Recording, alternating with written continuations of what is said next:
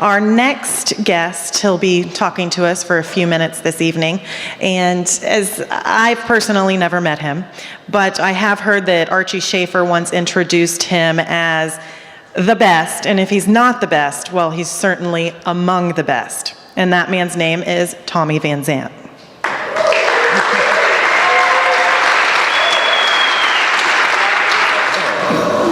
Okay, this thing works. I'm going to talk a little bit about adversity, and it's something that everybody, not everybody, a lot of people ask me about is, how do you deal with the adversity you've been through since your injury? It's been about 8 years now, and how do you get up in the morning, and how do you go to work? How do you, have a smile on your face? And so Tim asked me to possibly speak on that a little bit, and I can tell you, adversity is having to follow 5 super mentors, and how does that work? I'm under quite a bit of adversity, and also knowing that everyone would like to freshen their drink and have some more food. So I'll make it as short as I can. Excuse my raspy voice. It's the end of the day, and I talk a lot. Just ask most of the people in the audience here. When you look at adversity, and you look at, trying to figure out how to give thanks, and you kind of wonder, how's that work? And I'm getting ready to tell you. So you look up adversity in good old Webster's dictionary, and basically the simple answer is, some form of situation or condition, maybe a misfortune or even a tragedy. And so, based on that simple definition, raise your hand if you've ever dealt with adversity. Okay. Raise your hand if you didn't raise your hand just a second ago. Darn, that was not good. Somebody was supposed to raise their hand. Obviously, we've all faced some form of adversity, and it could be a bad day at work, it could be a financial situation, it could be a relational situation, it could be so many different things. It doesn't have to be a tragedy, and mine, quite honestly, has been a blessing in many different ways. But I want to talk about, if you are dealing with an adversity, or if you have in the past, what do you do? How do you get out of that foxhole? And so if you are dealing with some form, whether it's minor or whether it's major, a gentleman a few years ago in Time magazine wrote about crisis.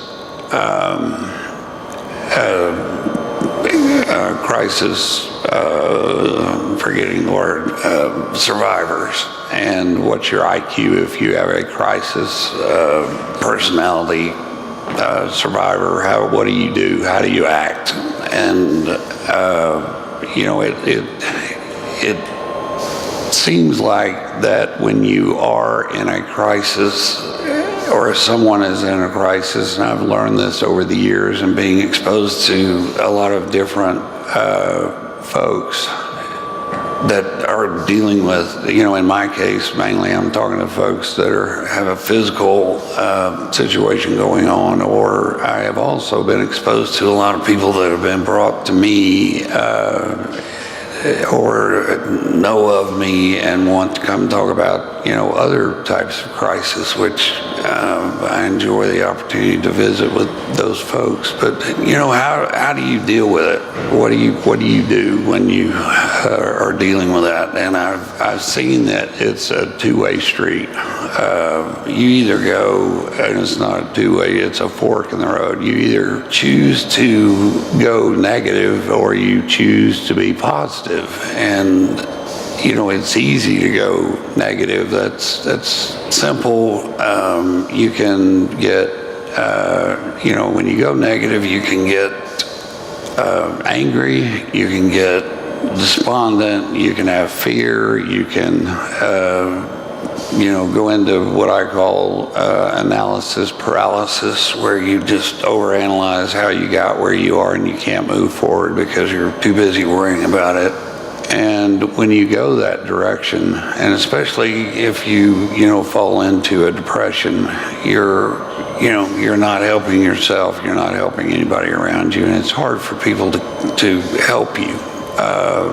They want to help people that have some form of outlook or plan for the move forward. So what I've told so many people over the years is, the reason I'm able to stay positive is my faith. And, faith can be anything. I'm a Christian, but your faith can be whatever you believe in. And so when my tragedy, crisis, injury, blessing happened to me, I, chose to look at my faith and have my faith help me, try to get through what all I was going through in the new life transition that I was going to have and what my new normal was going to be. And so, that was my first go-to. Second go-to for anybody should be your family. And everybody's family is different. Some are good, some are bad. I've been blessed with, the best family that someone could ask for, starting with my lovely wife, Robin, who is the strongest, smartest individual that I've ever been around.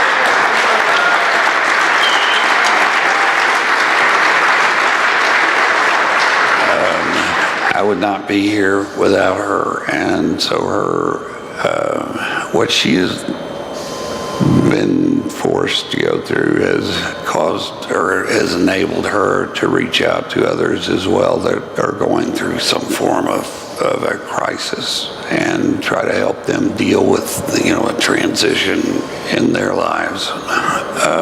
And then I've got two wonderful kids. I've got a sister and brother-in-law that are fabulous, and in-laws, outlaws, all of them around me that are fantastic.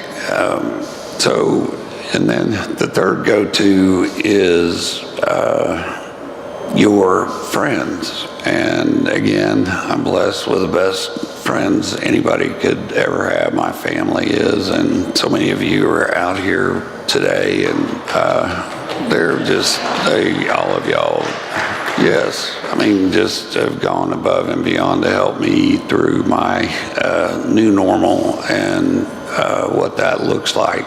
So, the three F's, faith, family, and friends are, where I go. And so when you have some form of adversity, you can't do it by yourself. You need two or a few to help you get through it. And hopefully the list of the F's there will allow you to find those folks that you can go to, whether it's your clergy in your faith or whomever you believe in and can relate to. And when you go through adversity, you have to look inward as well, because if you look inward and really understand what your situation may be, however difficult it may be,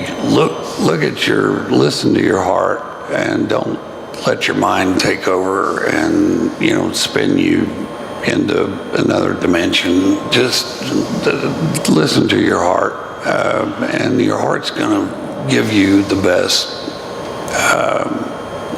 just the best compass to go by.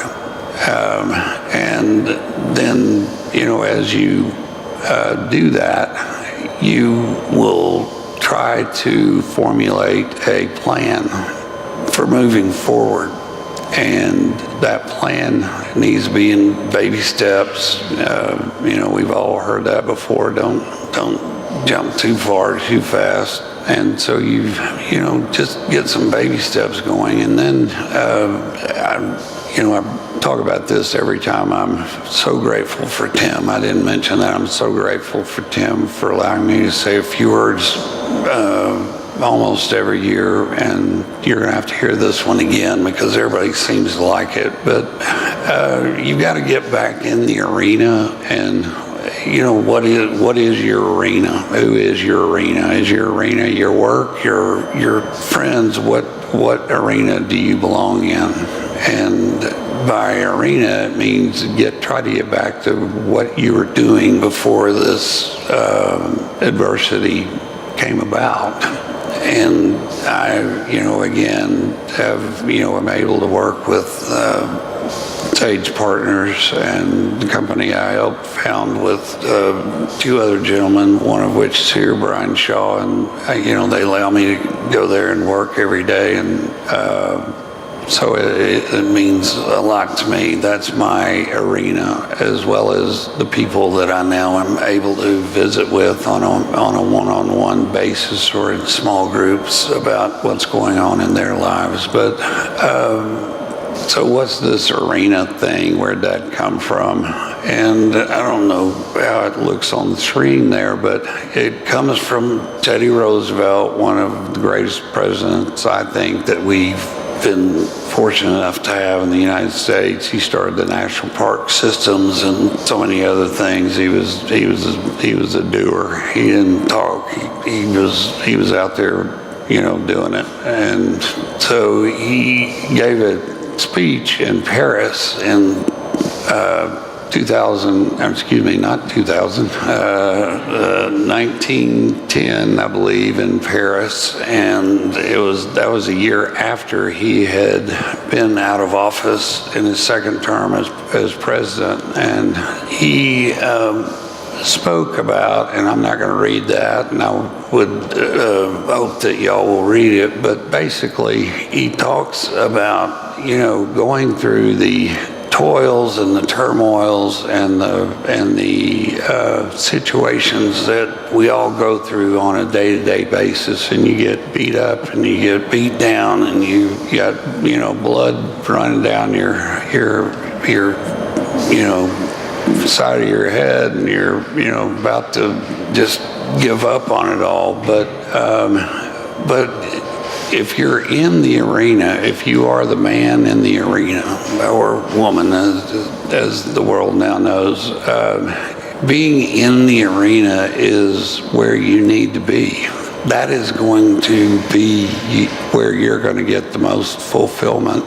And so no matter how hard it is, no matter what your adversity may be or your new normal may be, get in that arena, and at least at the end of the day, you will know that you have contributed and you have been a part of something. And so what do you learn from all this? Basically, this adversity, whatever it may be that you're going through, at the end of the day, you need to give thanks, and you will be able to give thanks for the things that you do have, and they're very simple. If you're able to wake up every day, that's a good start. That's a blessing right there. We don't think about that very often, but sometimes, now that I'm in the condition I'm in, I'm able to, God bless me with the ability to kind of see some of these blessings, and at the same time, you have the ability to choose when you get up every day, no matter what your situation is. You have the right to choose a path, and hopefully you choose the positive path, because the negative path is not a good one. And so you have that ability. So choose to be and make it a positive day. Choose to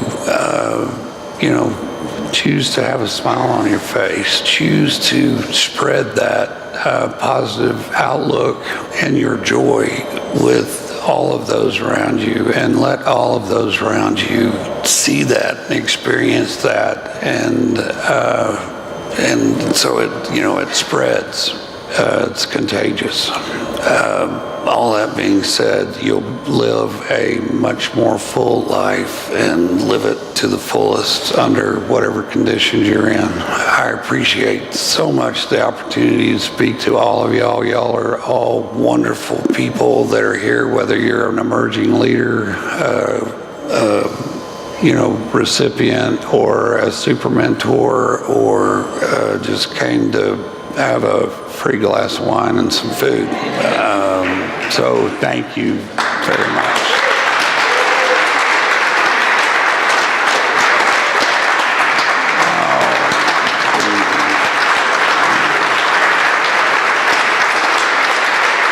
Thank y'all.